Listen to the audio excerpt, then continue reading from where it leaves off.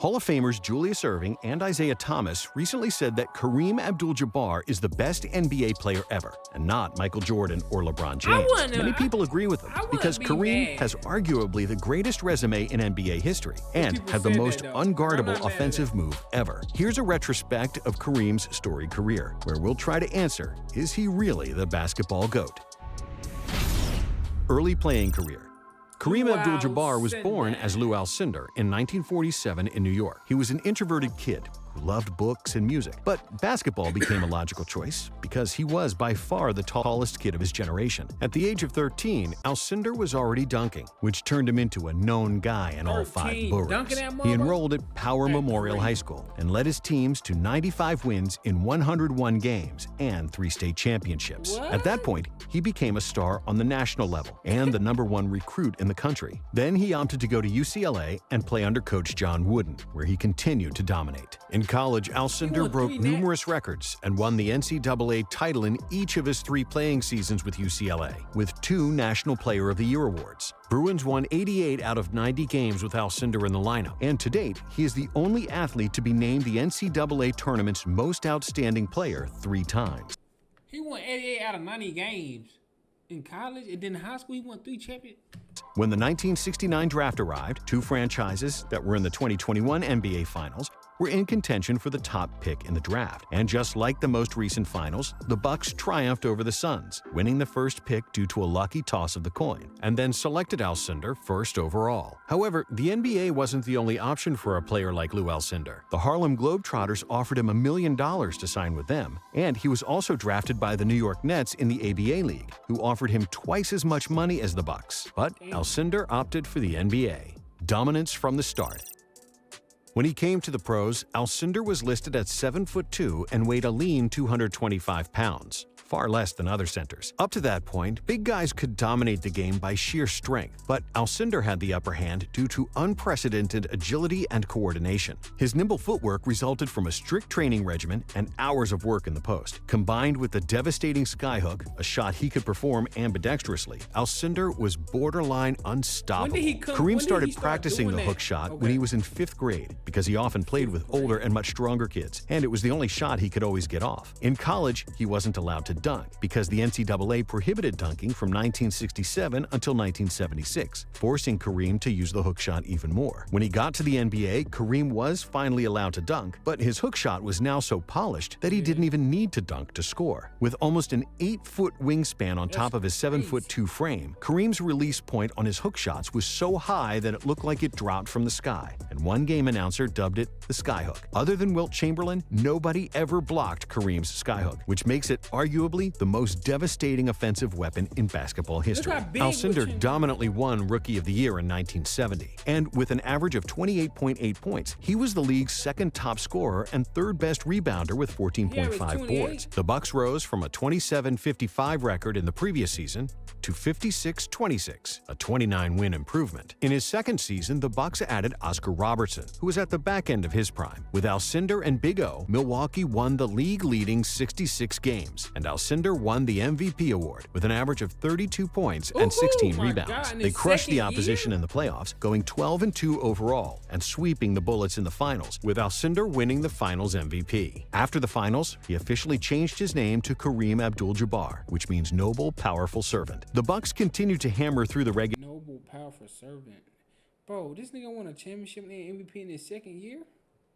Nah, Kareem might be the GOAT. Regular season in the next 3 seasons, clinching the #1 seed each time, with Jabbar winning 2 more regular season MVPs. However, they only reached the finals once more in 1974, which they lost to the Celtics in 7 games. Oscar Robertson retired after that, and Kareem missed 17 games of the 1975 season due to a scratched cornea, after which he was forced to wear goggles in games, which became his trademark look. Without Big O, and with Kareem missing games, the Bucks found themselves out of the playoffs, and they would soon be without a star. Kareem was never quite happy in Milwaukee, and due to the lack of people who shared his religious and cultural beliefs, he demanded a trade, either to his hometown Knicks or the LA Lakers. The Lakers won the Jabbar sweepstakes, which meant that Kareem was going back to Cali. Early struggles in LA.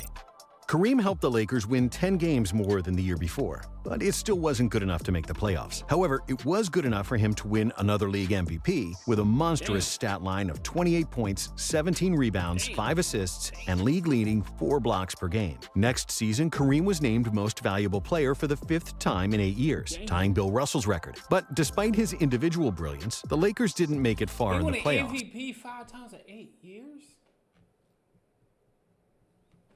It wasn't until 1979 and the arrival of Magic Johnson that things finally fell into place. Rejuvenated, Kareem had 25 points and 11 rebounds on average and was named the MVP of the season, his record-breaking 6th MVP award, a record that still stands today. The Lakers finished the regular season with the best record in the conference and proceeded to their first NBA Finals since 1973. There, they would collide with Dr. J and his Philadelphia 76ers in a stacked finals matchup that featured 7 future Hall of Famers. The series was tied at 2 games apiece, and in the 5th game, Kareem proved that he's the best player in the world, even with just 1 good leg. Jabbar rolled his ankle badly in the 3rd quarter, and he came back limping in the 4th. But despite being badly hurt, Kareem poured in 14 points until the end, finishing with 40 points and 15 rebounds, and pushing the Lakers to a 3-2 series lead. He was averaging 33 and 17 for the series, with almost 5 blocks, and it was a terrible loss for the Lakers when his ankle forced him out of Game 6.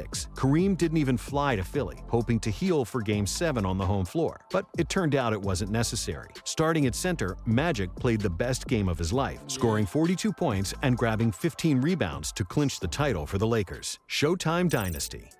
By the time he won his first title with the Lakers in 1980, Jabbar was 33 years old. He had won 6 MVPs, 2 scoring titles, and was a 4-time blocks leader. He made the All-NBA and the All-Defensive team every season, and up to that point, he averaged 28 points, 15 rebounds, 4.5 assists, and 3.5 blocks per game. In short, he was the best player in the game for over a decade. But when everybody believed he would slow down a bit, Kareem continued to prove them wrong. His only signs of aging was the thinning hair. Because on the court, Jabbar continued to dominate, averaging at least 20 points for the next 6 seasons. He remained in remarkable shape, and even in his late 30s, he was trim, muscular, and able to play over 30 minutes per game, at an age which the vast majority of players would already retire. Jabbar started practicing yoga and mixed martial arts in the late 70s to improve his flexibility, and he swears that it was the key reason for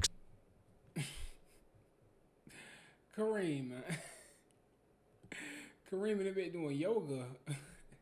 extending his career. During the 80s, Jabbar and the Lakers appeared in the finals every year except 1981 and 1986, when they lost in the conference finals, led by Magic, Jabbar, and later James Worthy, and coached by the legendary Pat Riley. Los Angeles played the most attractive basketball in the world, and because they brought the show every night with flashy moves and swift pace, they got nicknamed the Showtime. The Lakers won another title in 1982, again defeating the 76ers, but Philly returned the favor next year with Moses Malone and his famous faux, faux, faux. Los Angeles lost in the finals in 1984, too, this time against the Celtics in 7 games. In 1985, the Lakers played Boston in the finals once more, and they lost Game 1 with the score of 148-114. And that game will forever be remembered as the Memorial Day Massacre. The Lakers got humiliated, and it seemed like they couldn't win another title with Jabbar, who was 38 at the time, and who played poorly in Game 1. But just when everybody wrote him off, Kareem played the best basketball one 38-year-old ever played.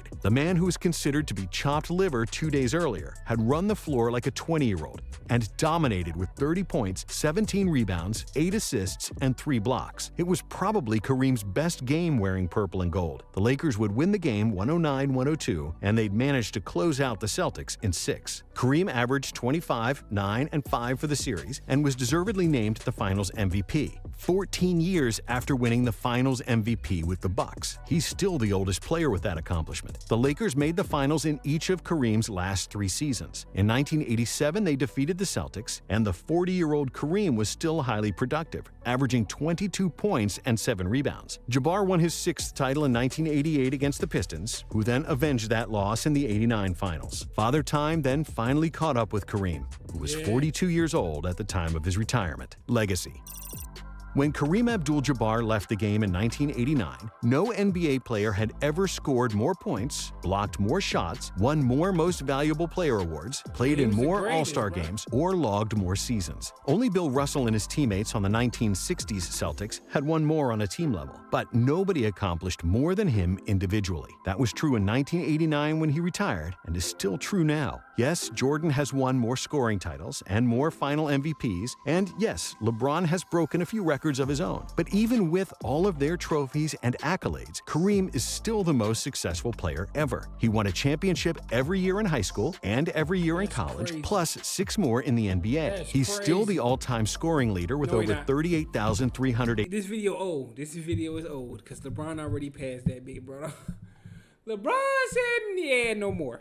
87 points. And if the NBA counted blocked shots in the first 4 seasons of his career, he would still be the all-time leader in blocks as well. When Kareem was asked if he was better than Jordan, he said this: "Historically speaking, I'm underrated. I'm not better than Jordan, but I was at least as effective as he was." Kareem was brutally efficient, with 56% career shooting from the field and super effective on both ends of the court. Even at the age of 40, he was also a natural leader and one of the most prominent activists for human rights in NBA history. Kareem was consistently great for 30 years, on and off the court, and that's why his name has to be mentioned in every GOAT conversation.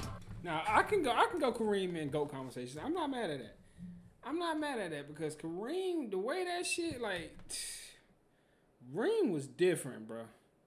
Won every year in high school, won every year in college. 5 MVPs in 8 years. 6, bro. Yeah, he different, bro. I ain't gonna lie to y'all, man. Look, man, like, comment, subscribe, man. Let me know what y'all think about Kareem. If y'all think Kareem is the GOAT, man, let me know where y'all got Kareem ranked all time. Let me see y'all next, man.